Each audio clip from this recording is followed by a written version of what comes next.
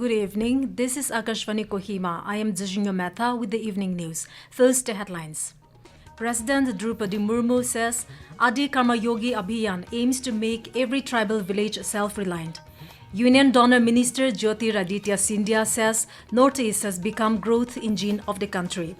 Advisor Dr. Kekhrielhoulie Yhome emphasizes on experiential learning to enhance empathy and skills. And Nagaland Pradesh Congress Committee calls for greater accountability from state government. And now the news in detail. President Droupadi Murmu has said that Adi Karmayogi Abhiyan has been launched with an aim to make every tribal village self-reliant and self-sufficient. Addressing the National Conclave on the Adi Karmayogi Abhiyan in New Delhi today, the President said through this Abhiyan, it is to be ensured that tribal communities participate in the journey of national development and the benefit of development also reaches the tribal areas. आज इसीलिए government ने ये आदि कर्मयोगी योजना शुरुआत किए हैं। मुझे लगता है इसी से आज जो हम सपने देख रहे हैं 2047 तक देश को हम एक विकसित राष्ट्र बनाने के लिए उनका भी सहयोग होना चाहिए, क्योंकि आज 10 से 15 करोड़ आदिवासी जो पिछड़े हो गए उनको भी साथ में लेना चाहिए और केवल साथ में लेना चाहिए नहीं, उनको भी सिखाना चाहिए, वो भी खुद आगे बढ़ना चाहिए। Union Tribal Affairs Minister Joel Oram said that the Abhiyan aims to build a cadre of 20 lakh trained change leaders across 1 lakh tribal villages in the country. The conclave was organized by Ministry of Tribal Affairs, focused on advancing tribal development in education and skill development, health and nutrition, livelihood and entrepreneurship, and infrastructure. Union Minister of Development of Northeastern Region Jyotiraditya Scindia has said that the Northeast has become the growth engine of the country. Addressing the media on one-year achievement of his ministry in New Delhi today, Mr. Scindia said that over the past 11 years, the government has worked to showcase Northeast region's potential on the global stage. He said the number of airports in Northeast has increased to 17 from just 9 in the last 11 years, while national highways have increased from 10,000 kilometers to 16,000 kilometers. The world is growing at between 2 to 2.5% per annum. India is growing at 7.5%. So we are growing at 3x of the world. All 8 states in the Northeast, their decadal CAGR, compounded annual growth rate of GDP, has been between 9 to 11%. Highlighting that several initiatives were taken to unlock investment and growth potential of the Northeast region, Mr. Scindia added that under the Ashta Lakshmi Darshan program, 3,200 students from across the country will visit the Northeast for cultural immersion.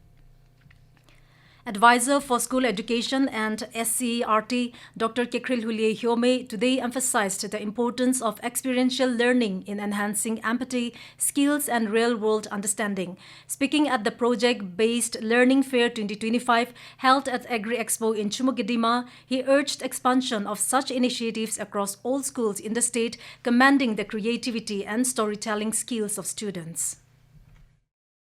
One of the areas where I've seen a lot of students' contribution is storytelling. They're telling stories about things around them, real experiential things around them. It is very important that we build all these stories, and also to tell this story, we build the sense of empathy, the sense of kindness, the sense of care. And I'm very happy with the skills the curriculum which are woven into all these exhibitions.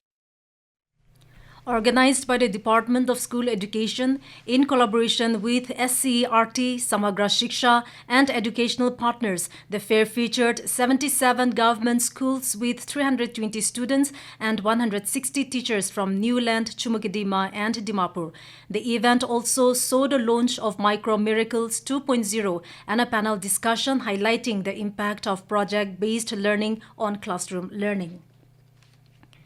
Health and Family Welfare Minister J.P. Nadda has reaffirmed the government's commitment to reducing the burden of injuries and accidents that claims countless lives every year. On the occasion of World Trauma Day, Mr. Nadda said the day reminds of the need for robust emergency response systems and public awareness. The minister said that the government is supporting trauma care facilities and burns units across the country with schemes like the National Program for Prevention and Management of Trauma and Burn Injuries. The theme for World Trauma Day this year is Building a Safer Future with Trauma Care.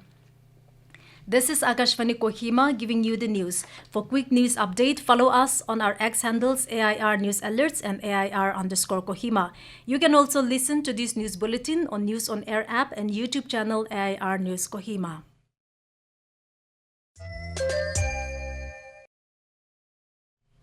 Welcome back. You are listening to the evening news. The Nagaland Pradesh Congress Committee (NPCC) has called for greater accountability from the state government. In a statement, the NPCC criticized the Naga People's Front move to formally join the ruling People's Democratic Alliance government led by the Nationalist Democratic Progressive Party and the reported plan to merge both parties. The NPCC described it as yet another masterstroke in headline management to form an opposition-less government under the guise of facilitating the peace process. It questioned the long-standing promise to resolve the Naga political issue, alleging that people are now living with the consequences of 23 years of corruption and failure. The NPCC urged leaders to focus on delivering results over rhetoric. Nationalist Democratic Progressive Party will hold its 6th General Convention tomorrow at the Capital Cultural Hall in Kohima. The meeting will feature speeches by Chief Minister Nipyu Ryo, senior leaders and party units, and include adoption of resolution. Meanwhile, the Naga People's Front has convened an emergency meeting of the Central Executive Council tomorrow in the NPF Central Office, Kohima. GST Bachat Utsav, which was announced by Prime Minister Narendra Modi and commenced on 22nd of last month, is benefiting all sections of society. Today, our correspondent brings a report on the GST reforms that will boost the economy of Kerala. The new GST reforms is a major boost for Kerala's farmers, small businesses and industries. The Kerala spice industry will benefit from the reduction of GST on green cardamom and betel leaf from 18% to 5%. This move is expected to reduce spice prices by about 11%, making local products more affordable for consumers and boosting the state's global competitiveness. Similarly, the GST on jams, pulp and pickles has been reduced from 12% to 5%, which will benefit Kotiyatur mango growers and processors in Kannur. Meanwhile, hotels and homestays up to 7,500 rupees per night will now attract 5% GST. The move will make stays more affordable and supports the growth of Kerala's tourism industry. Videshani Yadav, Shivang Mishra, Akashvani News, Delhi.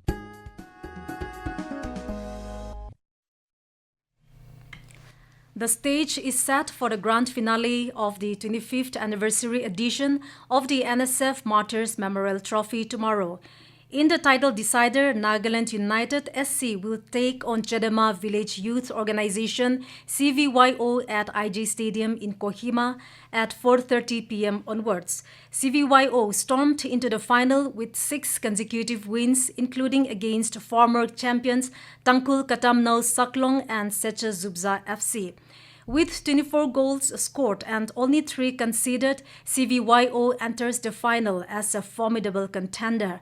Nagaland United SC, former second runner-up of the Nagaland Super League, entered the tournament from the pre-quarterfinals and made an instant impact. They scored 13 goals and conceding just once in 3 matches.